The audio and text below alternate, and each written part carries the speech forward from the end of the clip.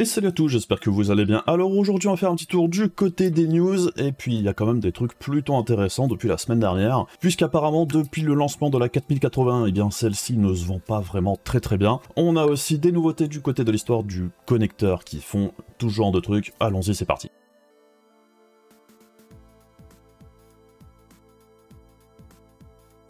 Et on commence du côté des Ryzen 7000, bon comme vous le savez en Europe et même partout dans le monde, les Ryzen 7000 au niveau des ventes c'est pas franchement incroyable, principalement parce que le prix est beaucoup trop élevé dans l'ensemble pour la plateforme dans son ensemble. On a déjà vu plusieurs fois également que par exemple aux États-Unis il y avait des chaînes de boutiques qui faisaient de grosses promos en offrant par exemple 32 Go de RAM quand on achetait un Ryzen de nouvelle génération. Bon, c'était pas arrivé jusque chez nous, mais apparemment les prix des Ryzen 7000 en Europe commenceraient à baisser, et c'est vrai que ça se vérifie en boutique. Et selon Computer Base, repris par Videocards ici, et bien par exemple le 7950X en Allemagne serait passé de 849 € à 648 €, donc c'est quand même une baisse de 200 balles, c'est pas rien.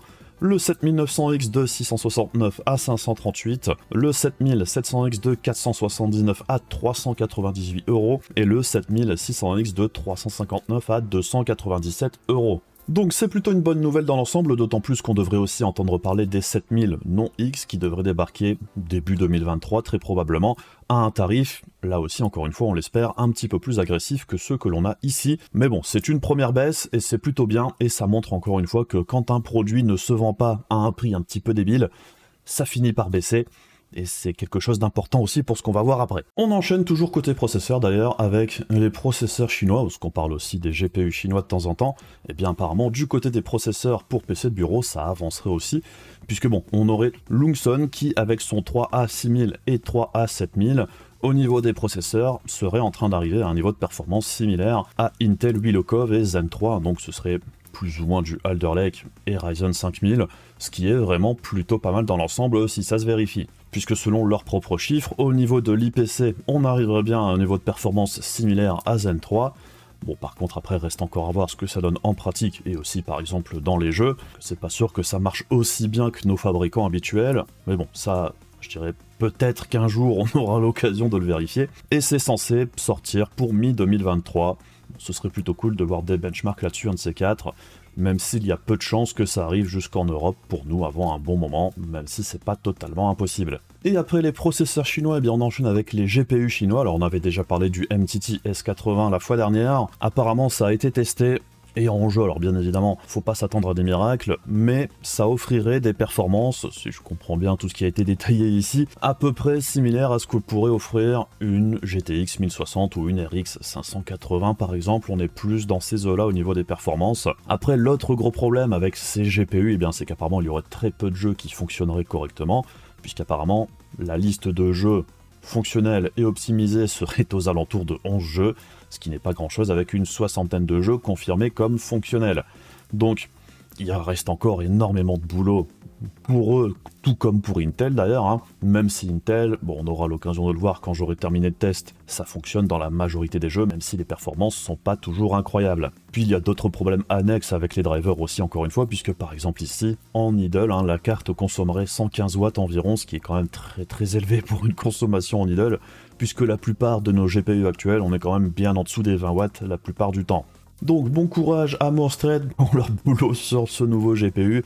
Je pense qu'il leur reste encore beaucoup de chemin à parcourir, mais moi personnellement je trouve que c'est plutôt encourageant de voir de nouveaux entrants sur le marché.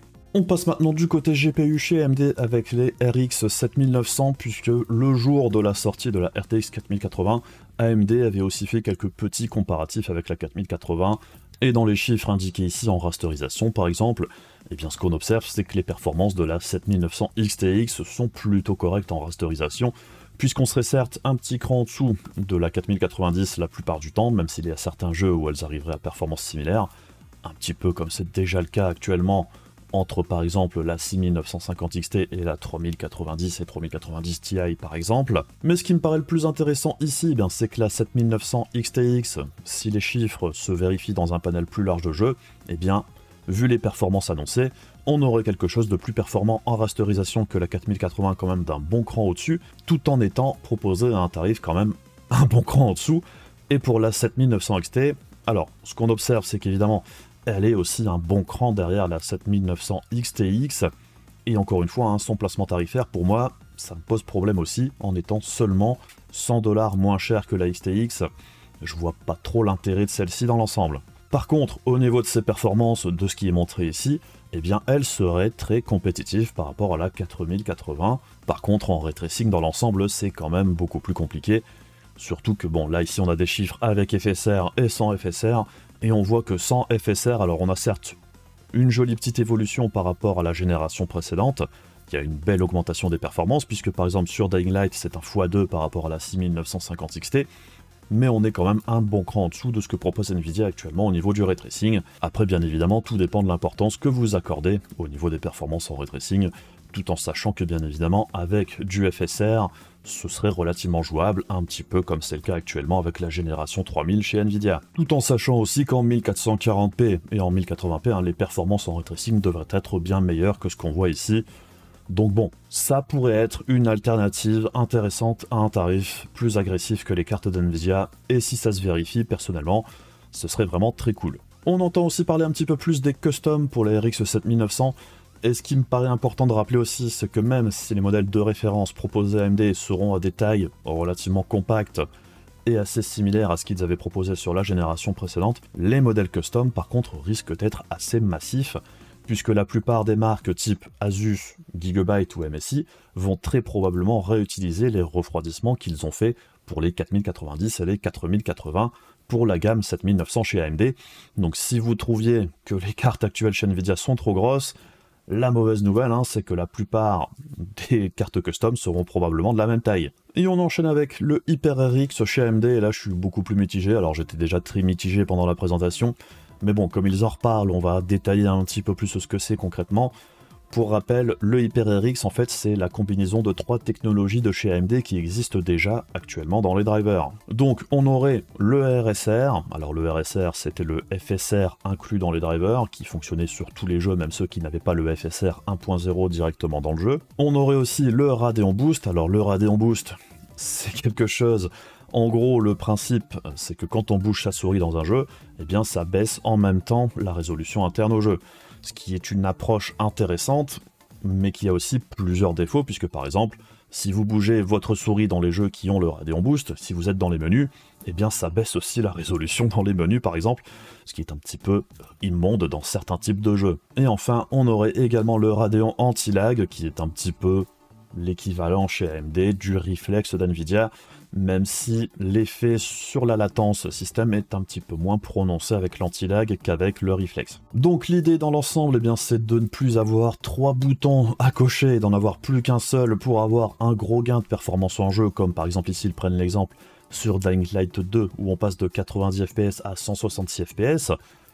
Par contre, ça aura très clairement un impact sur la qualité visuelle du jeu. Et j'avoue que je suis quand même plutôt perplexe sur l'idée de combiner ces 3 technologies ensemble, puisque bon, une par une, j'ai rien contre aucune de ces technos, hein, c'est très intéressant par elles-mêmes dans des cas bien spécifiques. Par contre, les 3 en même temps, je suis quand même beaucoup plus sceptique, puisque je vois pas trop l'intérêt de combiner par exemple le RSR avec le boost, puisque bon, le RSR c'est déjà diminuer la résolution interne dans les jeux, si en plus on rajoute le boost, ça doit vite virer à la bouillie de pixels dans certaines conditions, donc je suis pas spécialement vendu.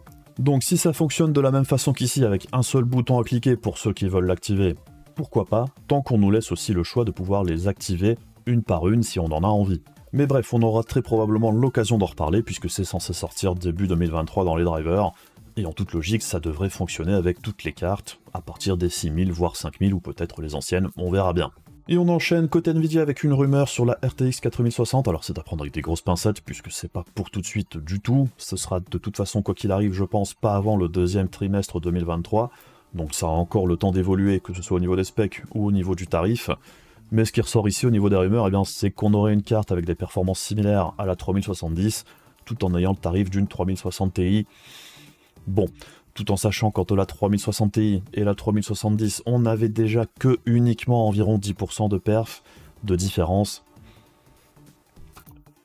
Si vous attendiez la 4060, la 3060 Ti à mon tarif, ça pourrait être une alternative intéressante. Après, bien évidemment, hein, l'intérêt de la 4060 par rapport aux générations précédentes, ce serait les nouvelles features des RTX 4000, comme par exemple le nouvel encodeur, ou les nouvelles features, enfin comme le nouveau DLSS et tout ça.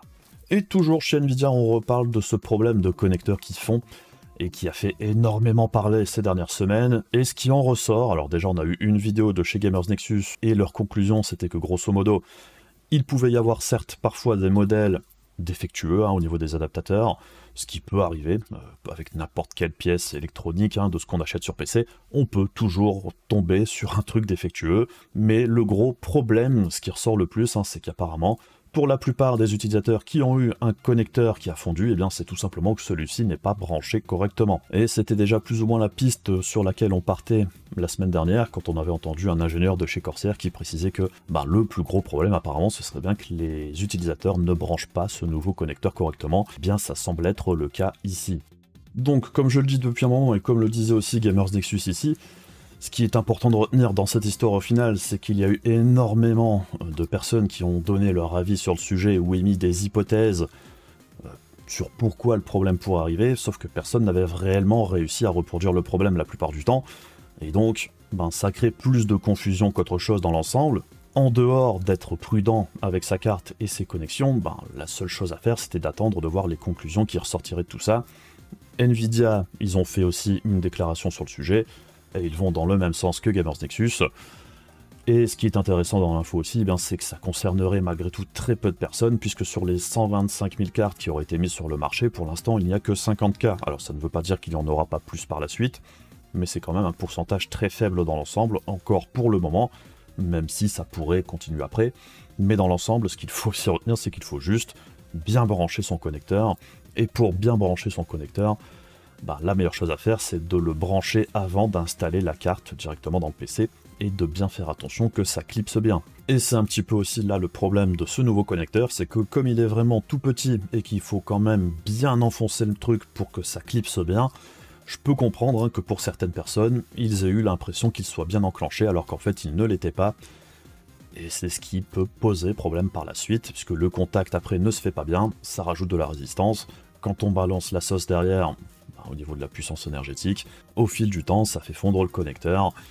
Mais bon, alors, malgré tout, comme ils le disent aussi chez Gamers Nexus, il ne faut pas passer son temps à débrancher, rebrancher le truc, puisque ça pourrait accentuer les problèmes du connecteur et le rendre défectueux en fait, ce qui fait que au plus vous tripotez le truc, au plus vous avez des chances de faire une mauvaise manip.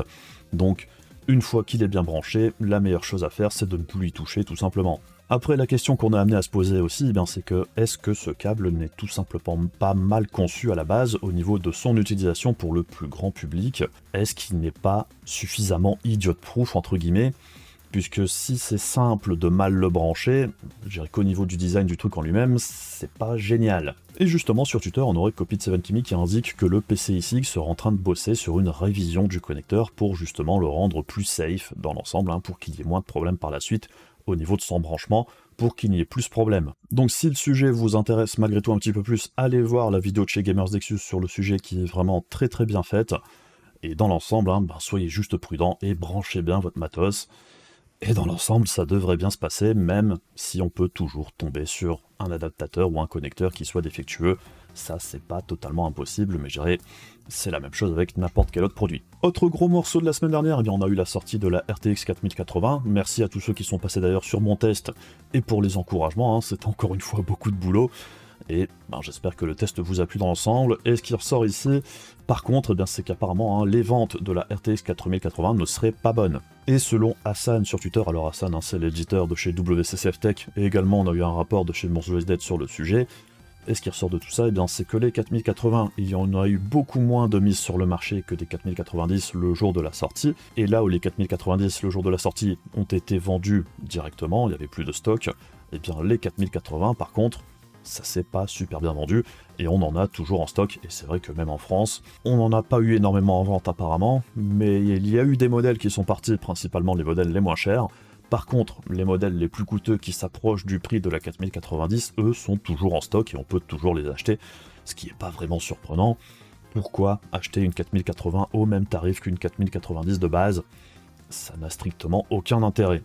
Donc je suis pas spécialement surpris, c'est plus ou moins ce à quoi je m'attendais. La 4090, comme je le disais dans mon test de la 4080 d'ailleurs, Nvidia pourra en demander plus ou moins ce qu'ils veulent, ça se vendrait toujours, tout simplement parce que c'est la carte la plus performante, la plus puissante, La 4080 par contre, c'est pas le cas.